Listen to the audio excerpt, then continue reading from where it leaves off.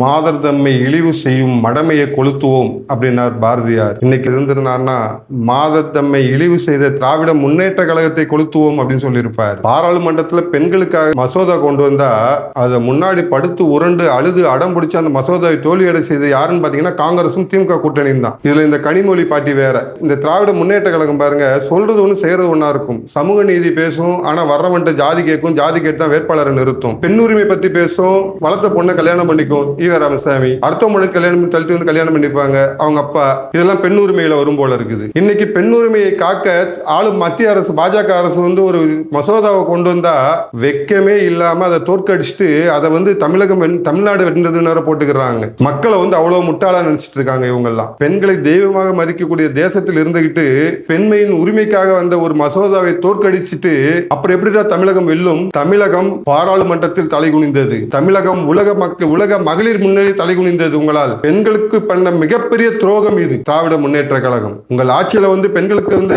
உங்க கூட்டணி தலைவர் சொன்ன மாதிரி, பிரேமலா சொன்ன மாதிரி வெறும் பாலியல் பலாத்காரம் நடந்துட்டு தான் இருக்குது அப்படின்ட்டு. உங்கள் ஆட்சியில் பள்ளிக்கூட மாணவிகளுக்கு பாதுகாப்பு இல்லை. இன்னைக்கு பாராளுமன்றத்தில் கொண்டு வந்த மசோதாவை நிறுத்திட்டீங்களா பாவிகளா? இதுல பெருமை கூந்தல் வேற வச்சுக்கிறீங்க நீங்க. நாங்க தான் நிறுத்திட்டோம்ட்டு. பெண்களுக்கு போடப்பட்ட தட்டுல போடப்பட்ட சோத்தை எடுத்துட்டு சாணியை போட்டுட்டு அது பெருமையா வேற சொல்றாங்க இந்த திராவிட முன்னேற்ற கழகங்க. ஓட்டு கேட்டு வீட்டு பக்கம் வரும்போது அதே சாணி தூக்கி மூஞ்சில் அடிக்கணும் பெண்கள். இந்த உதயசூரியன் சின்னம் நம்ம வீட்டு பெண்களின் எதிர்காலத்தை கேள்விக்குறியாக்கியது. இந்த சின்னத்திற்கு நம்ம ஓட்டு போடணுமா அப்படின்னு ஒரு நிமிடம் சிந்தியுங்கள். இந்த கொடுங்கோலர்கள், இந்த பெண்ணியத்திற்கு எதிரானவர்கள், நீங்கள் போடும் ஓட்டில் அழிந்து போக வேண்டும் தமிழகத்தில் இருந்து. ஏற்கனவே ஓட்டு போட்டதால் பல சகோதரிகள் கற்புகள். அண்ணா யூனிவர்சிட்டி மாணவியிலிருந்து விளாத்திக்குளம் மாணவி வரைக்கும் எத்தனை கற்பழிப்புகள், மாணவிகள் சாராயம் குடித்தது. பெண்மைக்கு எதிரான, பெண்ணியத்திற்கு எதிரான இந்த திராவிட முன்னேற்ற கழகத்திற்கு நீங்கள் ஏற்கனவே ஓட்டு போட்டதால் அனுபவித்த கொடுமைகள் போதும். இனி இந்த கொடுமை வேண்டுமா என ஒவ்வொருவரும் யோசித்து ஏப்ரல் 24 ஓட்டு போடுங்க. பெண்குல எதிரி திமுக என்பதை மனதில் வைத்துக் கொள்ளுங்கள். ஏப்ரல் 23 உங்க வாக்குகளை வந்து இந்த பெண்குல எதிரிகளுக்கு போடாதீர்கள். தமிழகம் காக்கும்,